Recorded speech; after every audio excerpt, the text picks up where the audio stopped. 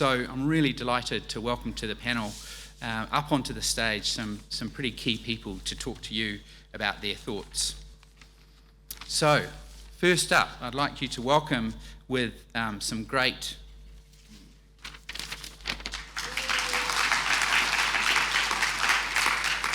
I'd like to welcome John Duguid, General Manager, Plans and Places, Auckland Council.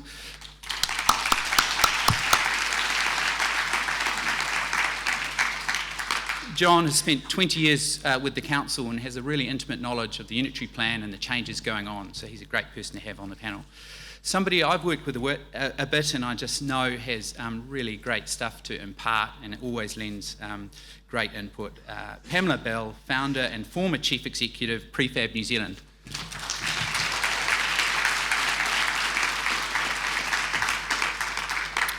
And so I went to speak at the Environment Committee a while ago, and I was actually pretty nervous. There were people like the Councillor Penny Hulse on the committee, and I saw these two young women stand up and speak, and I thought, far out, man, who are they? They're polished, they're really on message, they're really professional, and I'm really delighted to welcome both of you up onto the stage at the same time. So Pia Kahui McConnell and Waiata Ramaka Tupe. Both are from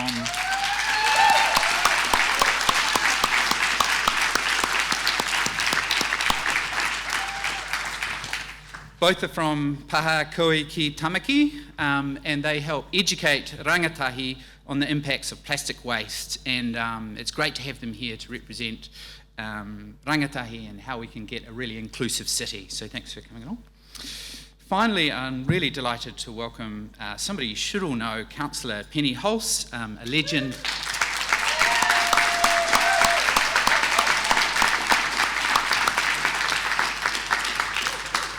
So Councillor Hulse, I didn't even need to hold up the Kane Williamson sign, it was just immediate applause. So just with Penny Hulse, I mean, obviously you all know Penny, but what I noted is I was seeing Penny Hulse times before, and each time I've said it, somebody has cut in and said, oh, she's good, like this. So I think it's great to have the panel here. So there they are. We're going to start the conversation with you all. I'll start with you, John, coming this way, and just start with a really simple question about a time where you were in a place that had really good design, the density was good, what it was like, and what was special about it. Thanks, Andrew. You slightly modified the question there, but with the really good design. But I grew up in the, mid-1970s, early 80s, in the UK, in a council housing estate. And I grew up in a row of about a dozen terrace houses. I think it's probably about a 90 square metre, 2-storey, 3-bedroom terrace home. And all the houses around there were like that. Some of you might think Coronation Street, but it was a fantastic place to grow up, and I guess some of that stayed with me. I live in a detached house now, but at that time we had parks, easy walking to the school. We knew all the kids in the neighbourhood. There were no big fences on your front boundary and on your rear blocking everyone out. You could see everyone, socialise with everyone. It was just a great way to grow up. Brilliant. So we've probably lost a lot of that. Yeah. So let's talk tonight how we could get some of that back. And Pam, did you want to touch on that? Sure. On my personal story around density, look, like many of you, I've travelled to Europe and I love going to places like Stockholm and Scandinavia where people will just lie out in public spaces on deck chairs and live their lives communally. I think there's great things we can learn about reducing our very British inhibitions. But my personal experiences, I live in a medium density dwelling, if you like, a block of 8 apartments, and I do live in Wellington, but I can empathise. So my block has a shared backyard in Mount Victoria, a city fringe suburb, and if I was to own a backyard like that, it would cost millions of dollars. We have a shared laundry, so I get to interface with the other people who live in the building. We've been living in a 70 square metre apartment, 2 bedrooms, with my 2 daughters, 9 and 12, as a family of 4 for over a decade. And it has been fantastic. There is nothing I would want. I don't need to do maintenance. I have always lived in these kind of low-rise, medium-density spaces because I come from architecture and I'm very interested in the way we live. But I would say what is most interesting is that this building was designed and built in 1929. It was an Austrian architect. But the message here is that these are not new concepts. They're ones that we have been doing very well and very successfully in many parts of the country and many parts of Auckland, and we just need to revisit the lessons that are working well. Brilliant, thank you. And Pia Waiata, did you want to reflect on a place that's special for you? Kia ora.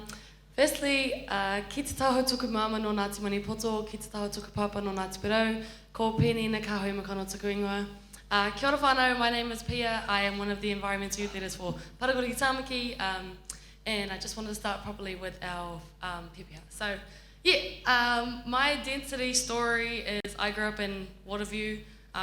We had a cul-de-sac outside of our house and we knew all the neighbours. We had the Samoans next door. We had the old lady that was really mean and she took our balls every time they went over the fence. And the whole neighbourhood knew that if the ball went over the fence, we weren't getting it back.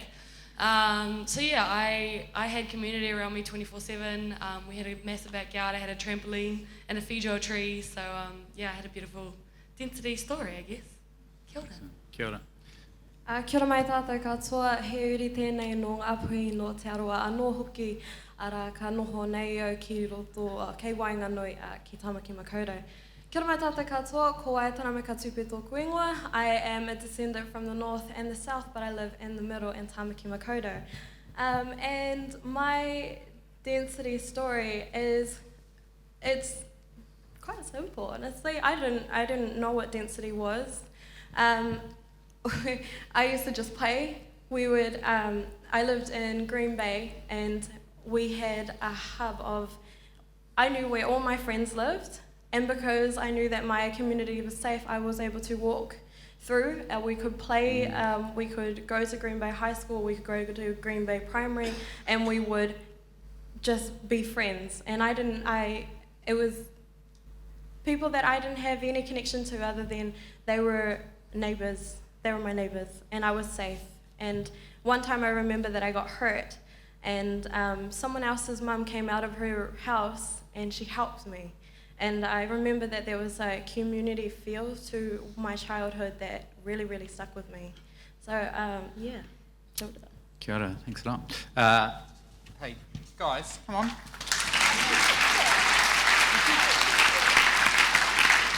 I am going to be scoring you guys, okay? I want you to know that. Penny. Oh, kia ora. I'm still getting over the cricket references. I'm still realising I'm processing a bit of grief. But density for me, I was lucky enough to have 6 months when we'd sold our big 5 acres in Swanson and we moved into town, into Ponsonby, and rented a flat for 6 months. Actually, we were in Yorohi, wonderful Pippa Coombs, soon to be the councillor for Waitemata, just saying. I'm thinking Kane Williamson that. But the 6 months living in an apartment, I loved. I could walk up to SPQR, I could walk to work right in the middle of Ponsonby. I just loved it. But it really taught me that density has to be lived in when it's right for the time in your life. It was right for me. It was not right for my fishing, ute driving West Auckland husband. So we're back in Te Aratu Peninsula, which we love. But it just proves that you need the right time, right place, right choices. Brilliant. Kia ora. Thank you. So, John, just wanted to talk a little bit about, the low-density suburbs. Do you believe it's possible to retrofit Auckland's low-density suburbs with medium to high-density housing? And is it possible to do it well? And if so, what are some of the challenges?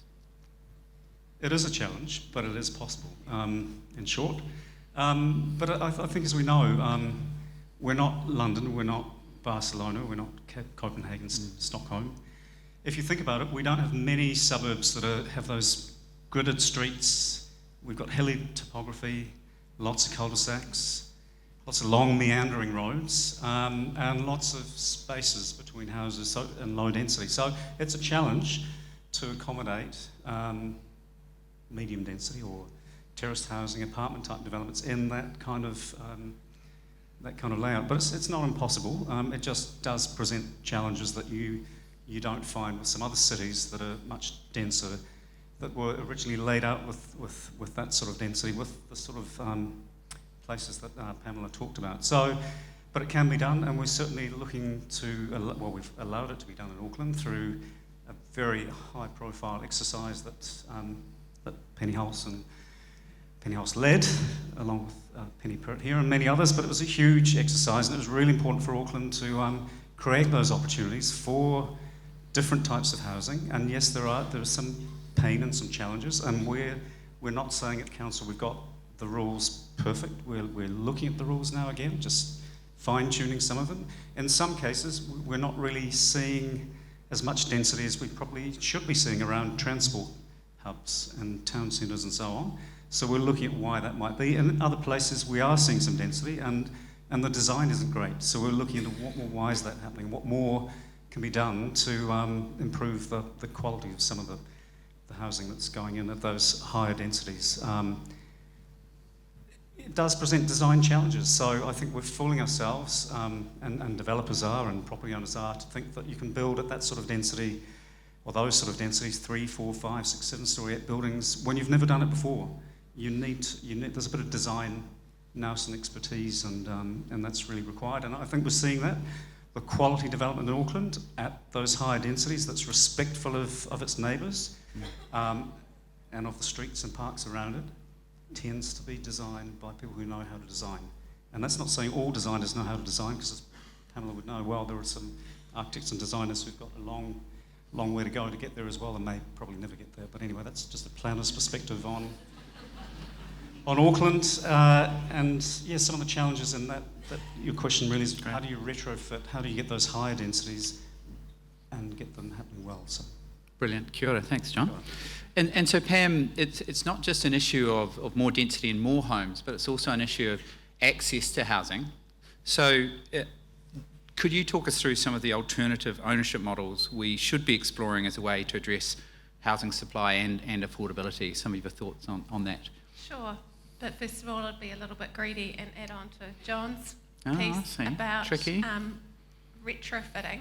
Look, one other idea, of course, is that grassroots industry, and this is a little competition that Prefab NZ did called the SNUG, which is a much nicer word than accessory dwelling unit, or ADU, which sounds like some terrible disease you don't want to contract. But the idea is that, of course, council has got a wonderful role in leadership in setting out planning rules, but there's also a role that industry and all of us can play, which is to enable gentle density in our own backyards, where it's appropriate, where it fits in. And that's also a way to remove half the cost, the land cost, by enabling us to provide housing for our children. A souped-up granny flat, if you will. A way to house our future young professionals, a way to house our intergenerational living, our parents, and also a way to enable affordable rental. If we look at states like California, a number of them are putting through rules to enable and open up permitting for these secondary housing units, but putting on a rent ceiling so that the houses go back into the market as affordable rental units. And they're enabling this through financial incentives, removing some of the development contributions in return for the housing then going into that kind of social housing or rental pool. But the real question you plug asked there. me, Yes. the real question you asked was about questioning our access to housing. Look, I'm really interested in why we keep having this monologue about owning a house. I mean, surely we have to enable more solutions to our young people other than just a single family, single relationship with a single bank for 30 years or worse intergenerationally, which is something we're seeing in Australia. Sorry, that was way too big of a word to get out, wasn't it? But we don't want to see mortgages that we hand down to our children. We want to be handing down a better world to them. So why do we all have to own our own homes? I don't have all the answers, but we do need to question it. We need to look at co-ownership. We need to look at intergenerational ownership. We need to look at how a house functions beyond just purely keeping out the wind and the rain. It's a social unit where so much more happens than just breathing and eating and sleeping. So we really need to look at our access to homes rather than owning a house. Yeah. Brilliant. Thanks a lot.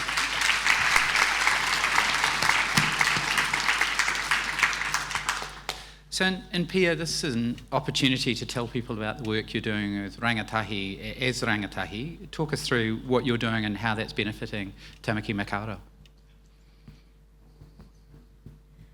So some of the mahi that Pia and I do is we take zero waste initiatives, or we take parakore to rangatahi across Tamaki Makaurau, and we try to activate their consciousness around climate change and zero waste. So what we have been doing is we go to kura, we go to youth groups, we go to platforms like this, we go to social media, and marae, of course, and we try to reactivate our Māori and Pacific peoples into the Indigenous knowledge that we have, but we need to remember for a zero waste future.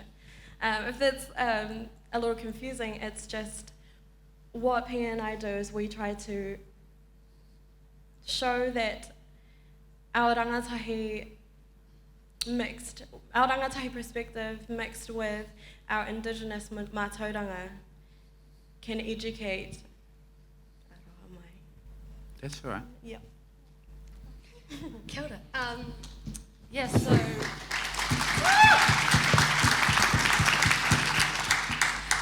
so on the 30th of April, we held a conscious climate conversation mana rangatahi summit. We brought together over 110 rangatahi to basically start these conversations about climate change through a te ao Māori perspective and through our ancient knowledge and through whakapapa and pepeha and connecting our rangatahi to te taiao, so the natural world, and focusing on the connection that we have to the world opposed to what we are losing, and as rangatahi for rangatahi. So our perspective is really, really important because obviously we're the ones that will be inheriting this planet. So getting a Māori and Pacific voice out there and being heard, that was what the summit was pretty much for, and to kind of bring awareness to climate change through a different perspective, I guess. Yeah. Brilliant. So we try to promote our kaupapa, and we have been able to promote it to 2,000 rangatahi across Tamaki Makaurau, and just trying to get them to be the ones to save the world for their future and the generations following after. It was, yeah, definitely that. Brilliant. I've seen examples of your work, and I just see that people are inspired to action. That comes across really powerfully. The people that you're impacting on are future employees, are future voters, and are future participants in our society. So it's really tremendous work. Thank you. Now, Penny. So everybody agrees that Auckland needs more housing, but not everybody wants it in their neighbourhood. How do we overcome, some people nodding, chuckling, how do we overcome this issue of NIMBYism in Auckland, and what role can the council play as a leader in this space? Yeah, wow, gosh, anyone who's got that answer, please put your hands up now. This is one of the things that gets in the way, and I probably, deferring to our rangatahi to my right, part of it is holding in our minds that this is who Auckland is for. And I'll be provocative because I think we can sit and chat and be nice to each other. But I'll put this out there, and I'm happy not to get a Kane Williamson for it. I've just turned 60. I own my own house, and I've had a fantastic life. Thank you, ratepayers. But there is something that says to me, do we need to throttle back on the listening to people over 60? Where are we going to start listening to our young people who are coming just ahead of us? And I think the NIMBYism, we need to jump over that. I won't go quite as far as saying perhaps all submissions on climate change and on unitary plan changes should be limited to people under 60, which would take me out of the submission process. It's anti-democratic, and I'll never do that. But I think there is a point where we need to say, thank you, heard that, now it's time for our young people who are inheriting all the problems that we've left.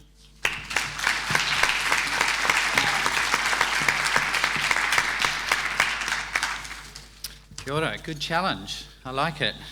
I think you were saying... I'll be leaving via the back door so that none of my peers can throttle me on the way out. Yes, quickly. Maybe you'll be faster than many of them. So, yeah. It's a bad joke. I'm sorry. Sorry. I apologise. I'll leave with you. So guys, we've also got it's a really big day today because we're launching the Auckland Climate Action Framework, ACAF, rolls off really easily, ACAF. And so really interested from you in terms of what's your vision for Auckland 2050 and what role does density play in that? How can that help deliver on what we want to see from a sustainable, quality Auckland city? So John, I will let you start. Right. So I think, Andrew, when you kicked off, you did hit a lot of the key points, a lot of the things that have a lot of scientific rigour behind them around the benefits of more compact cities, where you can walk as opposed to driving everywhere, where public transport is far more viable, and therefore emissions are far less. I mean, the evidence is all there, so I think you hit a lot of those key points. So I guess that will be the future for Auckland, and we are, if we get it right, heading in that direction where we are a more compact, more sustainable city where it is easier to walk and catch public transport. And I mean, it sounds a bit like a broken record here to me because we've been, many of us, giving this message for such a long time, but it just resonates so true. And that would be, that's where we need to head. I think that's the future, really. Yeah. Any additions to that or disagreements? I would just add that from my perspective, my personal perspective, it's a two-pronged approach. One prong is listening to the experts, in this case the urban design experts, weighing in very heavily around master planning, around transport planning, which always has to happen before housing. The planners, yeah? And the planning And the planners. experts. Yes, and the architects, John. And the second perspective, I'd suggest, welcome to the room, architects. And the second perspective, I'd say, is on the human perspective. And this is one that Penny and I spoke about earlier on this evening, which is, and I'm going to sound super wishy-washy here, but we have to figure out a way to be nice to each other where we put other people ahead of our own. This is in the way we vote. This is in the way we act with each other in every day, in every interaction. We have to think about something other than our own backyards. We simply have to. Great. Excellent. That might be a good segue into the next question for you, Penny and Waiata and Pia. So, hey, it was a climate emergency was declared, and I was in the room. It was really special. We could hear people chanting in the streets. You guys had really inspired people earlier, and so there's real momentum, and we've done it, right? So what does it mean, and what needs to happen immediately to support that call, to make it real? So the declaration of a climate change emergency, I think, quite rightly was met with a little bit of cynicism, a little bit of eye rolling, a little bit of scepticism, because what changed from this week to a month ago? The answer is not a lot. But what it does, it just adds a bit of impetus to the work that we're trying to do politically. And I just want to pay tribute to John Morrow, the sustainability team, Alex, Sarah, Perrin, who have worked tirelessly over the last few years on the Climate Change Action Plan / framework. We do a lot of politics, we do a lot of talking. The declaration of an emergency now, I think, will add a little bit of strength to some of the decisions we make, and hopefully we will run every single decision we make as a council through that framework before we decide to do some really stupid things, like continue to spread all the way down to Hamilton, to continue to make decisions that require people to simply be car-based, or to make decisions that lock people into behaviour that doesn't allow the city to be decarbonised. So, emergency, will it change things for now? Absolutely not. Will it change things for the future? Absolutely it will. Brilliant. Thank you. And Pia and Waiata, just before you start, I'll just encourage the other panellists to start looking at the board there, because we'll now cross after this to questions from the audience. Some will be Slido and some will be hands. But Pia and Waiata, did you want to add to what the councillor said? When the climate crisis was called, honestly, I didn't really know what was going to happen. I was hopeful that something was going to come out of this, and I didn't know if there was actually some action that was going to come out of it.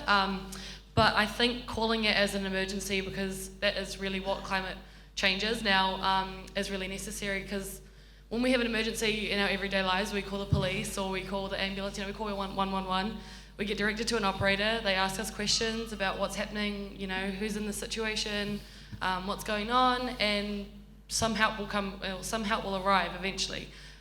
If no help is given, it's basically classified as neglect. So I think it's a massive push for Auckland Council to do something and actually treat this as an emergency. Brilliant.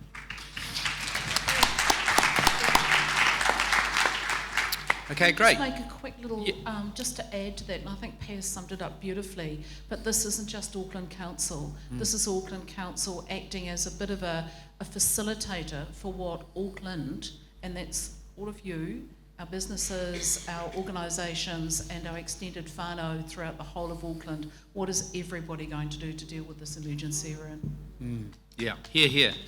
And we are seeing some real leadership from some businesses. So, for instance, the Climate Leaders Coalition, if you haven't looked at that, that's 100 of New Zealand's largest companies in New Zealand setting a trajectory to dramatically reduce their greenhouse gas emissions down to equivalent to 1.5 degree threshold. So we are seeing some of that, and indeed we need more of it from everybody and businesses. Okay, so what I'm going to do now is I'm going to look at some questions from Slido, ask the panel, and then I'll come to some raised hands, okay? So I'll start with the top question there, 12 votes. John, I'll go to you. A holistic approach is needed to provide amenities, for example, schools for dense living. What is Auckland Council doing to coordinate with ministries, I guess central government, to build these facilities? Good question.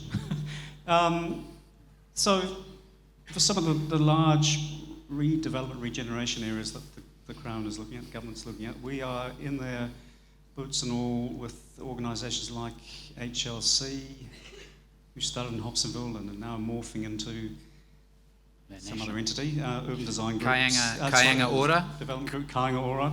So a lot of council staff are supporting the staff within Ministry of Housing and Development and other ministries on those projects where it does need a cross-government, cross-council approach to look at things like schools, and there's definitely a lot of work happening in that space. And the provision of amenities isn't just a Crown government responsibility. We've got our own recreation facilities and parks and so on, so the planners in council work very closely with those involved in planning for community facilities and so on. So there's a lot of work happening there. Yep, it's critical, and that relationship with the government, with the amount of redevelopment that's happening of the Housing New Zealand, housing in Auckland is key, and yep, it is happening. And Brilliant. So planners are quite key, John. Did I mention planners? Sorry. Okay, well, thank you. Did anyone else want to add to that? Can I just acknowledge, we've got a wonderful person called Jane Lovell-Gadd who's in the room, and my colleague, Councillor Linda Cooper.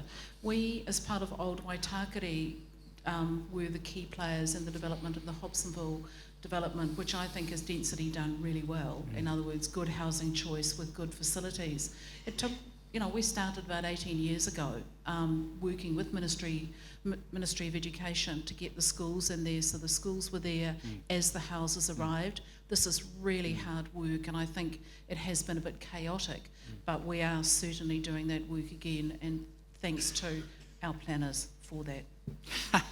And also small businesses, transport out there, it was quite well thought through, the additional elements, I think. Can I just add in also, it would be great to see the retirement village community providers brought into that conversation, because there's nothing more successful than when you see primary and education facilities co-located near retirement village, where you can get that blend of age groups and activity and observation, and it'd be great to see those types of providers, commercial providers, non-profit providers, brought into that conversation as well. Great, thank you. Round of applause there. Okay, so we don't have someone from Auckland Transport here, but we'll look to the panel for some comment on this. It has got 22 votes. So our population is increasing, road space isn't. What will it take for our roads to be used for moving people and freight and not just for parking cars, or not for parking cars? Oh, public transport? Free public transport? Yeah. I like it. A very short, clear answer. That was brilliant. Okay, well, I'm just going to cross to you now. If you could raise your hand, the microphone will come to you. Yes, I will. If you're comfortable, it does help if you tell people who you are, but don't feel you have to. Kia ora. Kia ora koutou. My name's Boopsie. I actually present regulation planning. So I have a question. If density is a dirty word, I don't think it's a dirty word, but it's how not to make it a bad word. And I think to make it a good word, you need to think about our built environments already. So of the existing facilities we have, community groups, community spaces, community centers, when we have one local initiative and pretty much across the entire city, it's community spaces that everyone's picking, pools and stuff like that. Where in the policy and where in the planning is it written to prioritize shared public spaces? While we worry about housing all the time, I don't think we consider enough the shared public space. And it's for the whole panel because the earth is our public space, the planet. So how can we put in policy a priority for this? Great. Does that make sense? Yes, it does. Thank you. Thanks for the question. John, would you like to touch on that first, and then there's some negotiation going on? Negotiation happening. We might both have a go at it. So I'm now going to redeem myself in the eyes of my peers, i.e. the 60 plus. Some of the best examples of town planning that was done probably happened, at the turn of the century or just after. We do understand why, turn of which century? I'm saying like maybe 50, 60 years ago. Some of the best public spaces are our old public spaces that people understand, that work well, and that we know how to use. We need to recreate those places by becoming more dense and going up a bit. We can use some of those to free up spaces where we have those opportunities, as Pam was talking about before, those incidental bumping into each other places. You're all popping down to the cafe, or you're going to the laundromat, or you're taking your dog to the park, or you're taking your grandkids for a walk. It's those small, intimate public spaces that are the critical ones that make up for the fact that you don't have a back garden, and I think we can do better in planning for those. It is in the unitary plan to make sure that we protect and develop those places, but at the moment I think we've got a long way to go to match some of the fantastic work that was done previously. Brilliant. Thank you. Good summary. John, are you happy with that? I'm very happy with that. What do you give that out of 10? Is that pretty? No, we'll do that later. Okay. Just hang on. Hold. You're getting too keen. The Too. planners taught me to say that. Yeah, you're too keen, John. Okay, that will be revealed. It's a really good question. Now I'm going to go to the Slido again, and this is a great question from someone who I think I really respect. For rangatahi ki para kore, so you guys, what do you think about the reality of our generation living in high-density apartments, I guess, or terraced houses, which we probably can't afford to live in? I think the only way to make density sexy for rangatahi or for youth is to be represented in the buildings that we will see and that are surrounded in our city, that we are surrounded by in the city. I think free public transport to the accessible jobs for Māori and Pacific rangatahi. I think jobs that, I think that having support to support our rangatahi to find their passion opposed to just finding a job and living in a job. I think that's how we make density more sexy. Wauta, did you want to add? Yeah, and just with the reality of future generations living in high density apartments, especially if it is the way that we are going towards, then it is important to, especially if we are the culture of Tamaki Makaurau, we want to see ourselves in that future. So having Māori designs, having having spaces where Māori architects or Māori designs are living and breathing, and there is a meaning to those places. You know, that's the holistic approach that that Māori designers can bring on, that we can connect to and see ourselves in that. Especially if we are going to be living in high density apartments. Yep. So a built environment that reflects the community. That's really key. And I also don't think it's realistic to have rangatahi in high density areas anyway. As rangatahi, we need space, we need green, we need moana, we need room to be rangatahi. So I think it's probably not affordable at this point. So if we can try and change that, I think that would be. And I think we need to talk about choices too. I mean, a high density apartment is just one typology, and that's not necessarily suited to us, but it's good to think about other typologies. Like you see, for example, in Vancouver, these kind of super houses. It just basically looks like a detached house, only it's kind of supersized, and it's actually got like 4 or 6 apartments inside it. So for all intents and purposes, it's got that domestic look, the pitched roof, but you've got intergenerational living if you want. And it can be affordable through different kind of mechanisms. One of the ones I just saw recently out of California, it's called point.com. You can basically sell a proportion of your house or your home back to this platform, and then they own a percentage of the appreciation going forward. So we need to think about some of these other types of financial mechanisms so that it's not about owning the whole house or the whole home. You know, there's got to be another way to do it. Brilliant. Yeah, and I will just reflect on something to touch here on a point Waiata made. So Panuku Development Auckland done some great work on encouraging and respecting tiaranga design. That's been picked up by Homestar, the standard for healthier homes. So homes that are built with Māori design are rewarded in that system, and I think that's a positive development. Okay, so a show of hands from the audience. Yes, the quickest was the third row from the back on the right in the blue jersey. So we've just got a microphone coming to you. Hello, I'm John Potter, and I think probably most Aucklanders still live in a section, either a half section or a full section, with a bit of grass and a tree in their backyard, which we all regard as good at the moment.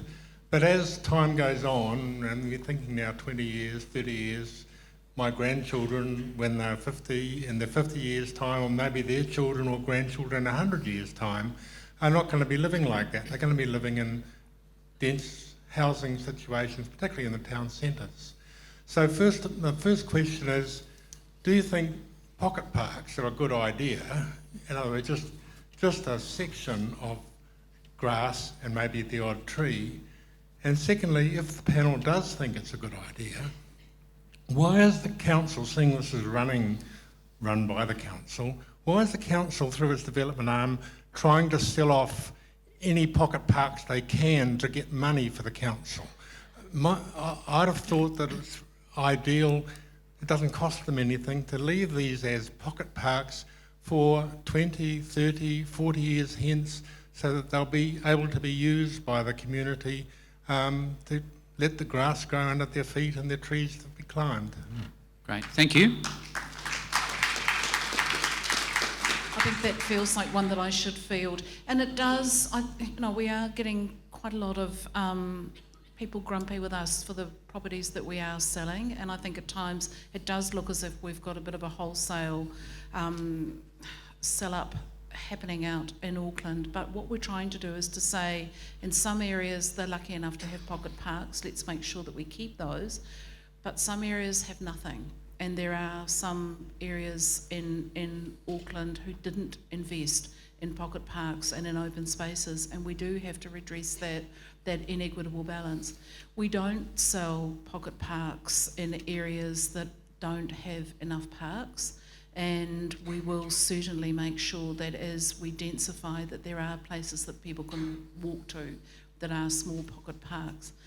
I think where we've got it wrong as a council is we haven't explained that well enough, and we haven't given people the confidence that we've got our eyes on that clearly, and that ideally as areas become more dense, we will provide open space, and enough open space for people to get out and get the grass under their feet.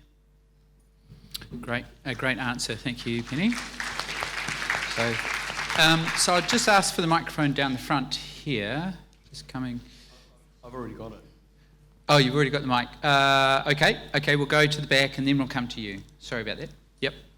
Hi, Andrew. Hi. Kia ora. Kia ora. My name's Mark Graham. I publish magazines in the building and architectural field. Everybody I speak to is very happy with increased density in the city, but one of the concerns that everybody voices to me is the need for decent design. And I'm really tired of seeing crappy infill housing and poorly constructed medium density dwellings with crappy materials that are not going to last very well. How can we ensure that what we build is going to be good and is going to last and it's not going to turn into the slums that we don't want?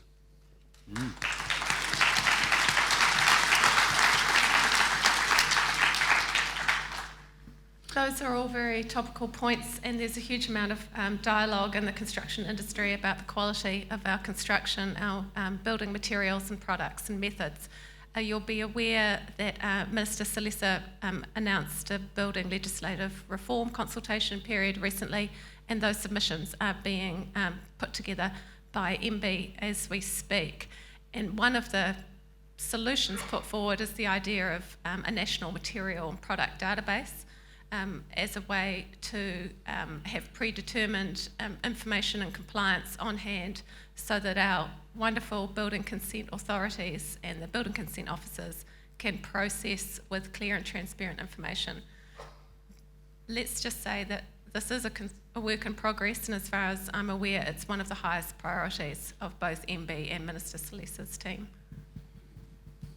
I can't really answer this like in a big scale, but I just want to say that I think going forward, if we're going to build any more high density buildings, we need to focus on having locally sourced resources and stopping getting our resources from overseas and investing in overseas suppliers. I think if we're going to go forward, it has to be sustainable, eco-friendly, locally grown resources. Great. Yeah. Thanks, Andrew. Kia ora, Pia. It's fantastic. Mark, I think, in addition to building code and building quality, I think part of your question may have been, well, I'd be remiss in saying that you've got to have good planning rules. And we've got some pretty good rules in our plan in Auckland, but and you've got to review those rules, and we are reviewing them. So I've mentioned that before. And I've mentioned the need to, once you're getting into those 3, 4, 5-story developments, and even some of the multi-unit lower-rise stuff, you've got to have good designers on it, and we've got to get our design profession sort of understanding and learning and creating better designs. Within council, so just a bit of a plug for council, we have a team of urban designers, and we have an urban design panel. And so plea to developers is come in early and talk and get some of that advice, good advice that we've got within council, either from our design staff or for the bigger developments, our urban design panel. So we've got that panel, most developers know it, use it early, and even beyond that, before you write the check and buy the site and commit yourself to that sort of investment, come and talk and figure out what might be possible. And we really need to move in that direction of getting developers to get options on land before they commit, because that's often where it comes unstuck. They've paid far too much. We now have a unitary plan that doesn't have density restrictions in it. So, developers used to be able to say, well, that's a 20-unit site. There's no way the council can say no to that, so that's the value of it. They're probably still paying that sort of value or more, but potentially it's not the right site to get that sort of density. So you get into a confrontation with council over design, and no one's the winner in that situation. So some points there. Some learning to go on. I'm going to move to the question from the gentleman at the front here. He's been waiting a while. And just before he speaks, just to remind you, that do use Slido to answer the question we'd like your feedback on. So you can put questions, but also interact with the question we've asked of you. But, sir. I'm Bill Rayner. I'm the chairman for Grey Power in Auckland, and I have been working with Penny across the last I suppose it's almost 10 years now with the Auckland planning. And the difficulty that the senior people have is that we had probably the world's most livable city before we started, and it's with the population growth, it's created stresses and strains. And I think the real issue that we do have right now is that we were talking about the cities of Europe and Vancouver and Pittsburgh. Those are cities, particularly the European ones, have developed over 1,000 years. Whereas we had the situation in Auckland, which I think the council dealt with reasonably well in the circumstances. We had 3 years to do this planning exercise and put it in place. And I have huge admiration for Penny, who led that process. It could have been a complete disaster. It's not good now, but do you have a question? Yes, my question has sort of been touched on a little. The senior community now extremely concerned about the two issues that have been touched on to a certain extent. We've heard about the need for open space, but there's so much pressure on our existing open space being taken away for development in various shapes and forms. Yes. And then second one is the shonky building issue. And I'd just like to ask John and Penny, particularly with the open space, just how we're going to provide that green space in a highly dense city. In a place like London, you couldn't touch a park that's been there for 100 years, whereas here we tend to be slicing them off and cutting them in half. And it's just, what is the plan for creating that inner city green open space? Right, kia ora, thank you. So just quickly, there's a couple of things. So first of all, just as far as the wider issue goes, and this is part of our climate change plan, is we've got our urban ngāhere strategy, which is our urban tree planting strategy. So, bringing the green lungs back into the city. We are, and I think, again, it goes back to what I said earlier, I think we've got a little bit of misunderstanding of what council's doing. We aren't slicing off and developing heaps of our parks. I know Chamberlain Park is a really difficult and divisive issue, and I'm sure there are people on both sides of the debate, but some of this is reforming and reusing our parks in a different way, and also looking at buying green space where there is a lack of green space, and some of it there does need to be a bit of a trade. I don't think everyone out there is happy if we were to put the rates up 10%, so we just need to keep the account ticking over. Every time we ask for something new, someone pays, and actually you pay. So if in some areas where there's a huge amount of open space, every now and again we will sell a bit to go in and buy open space where there's a lack of. Can I throw something in there? I'm going to stop you there, Pam. Oh, accountability. Can Yeah, we spread sorry it for beyond that. the council? Yeah, I'm going to... All of us? Hey, I just wanted to say thanks a lot for for all of the interaction, and just note some things which I think are pretty key that touch on some of the questions here and some of the feeling from the audience. And that is some people such as HLC have done some great work looking at density. So about 5 years ago, they built terraced homes which were far smaller than the average Auckland home. And everybody said to them, nobody's going to want them. They had a significant survey, and they had hundreds and hundreds of people through, and they found a huge response showing that when those homes are built to quality, good air quality, good daylight, those sorts of things, that people were receptive to it. I just think it's really good to reflect on the fact that you can do this well and that density can work and people respond to that. There's been a few questions around quality. I think one thing that the council's done really well is delivering that through Homestar, through their Panuku development organisation, to lead to insulation, air quality and those sorts of things. It's shameful, our building code in New Zealand, that's been shown repeatedly from international research, so they are leading on that. Now I was going to stop because we actually want to ask you some questions. So it's our time to put some questions to you, and I wanted to demonstrate how we're going to get some feedback from you on this, and it plays into a recent sporting event. So we all know that when a boundary happens, I don't really want to talk about boundaries right now, but when a batter does really well, like Mr. Williamson, so that he hits a 6, right, now if he hits a 6, that's a great thing, and the audience erupt, and they put up signs showing a 6, right? So I'm going to demonstrate a question to the panel here. If they could grab the materials, I'll help you, Penny. So I'm going to ask the panel a question, And they're going to demonstrate an answer. So a 6 is a positive response because the batter has hit a 6. An out, obviously, is not that positive. Do we get it? Okay, great. So I'm going to ask, panel, what did you think of the audience today so far? 6, a 9. Awesome. That's great. That's great. So obviously you're a very strong audience. Now I'd ask you to check under your seats because I'm going to ask you some questions. So just have a look under your seat. I want to get your response to some questions. Okay. Has everybody got some of that?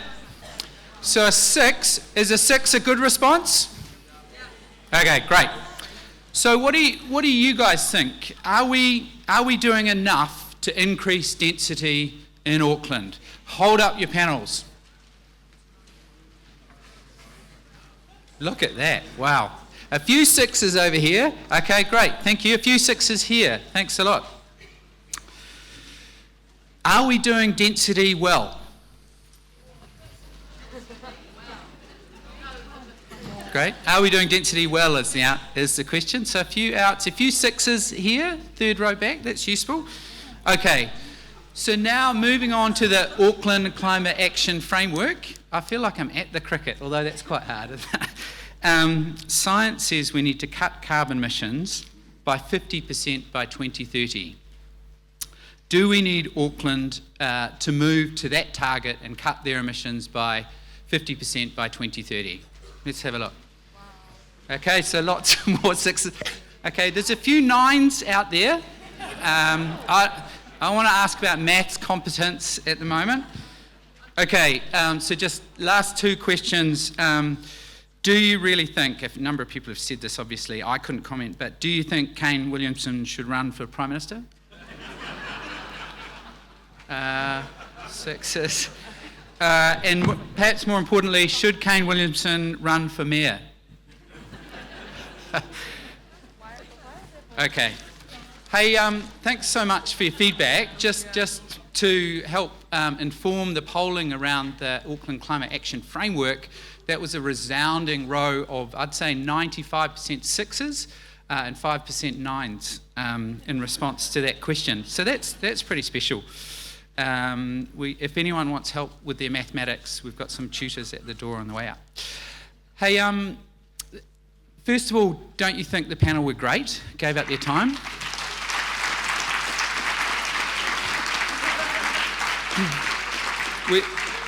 Some people still holding up their 6s, which is great. We do have world-leading people in the Auckland Council and councillors, and I think they're working really hard to improve our city, and I'm really proud of everything they're doing to deliver on that.